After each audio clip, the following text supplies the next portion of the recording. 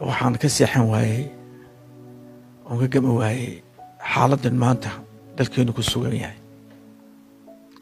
iyo waxa ka socda laascaanood innagoo sidaa u soo taagan ayaa la moodaa si dadkii dhintay la qaybsan jiray dhaxalkooda in dalkeena la qaybsanayo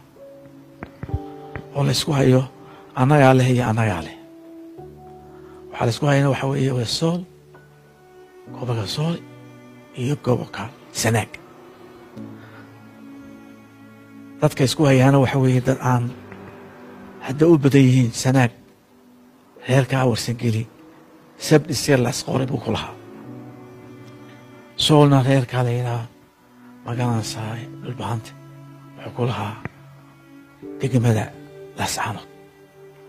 maantana daarood meel u jawi isku yimid laascaanoodo ilaa mareexaan baa leeyahy waxay degan yahay ceerigaabo oo leeyihiin sawaakroon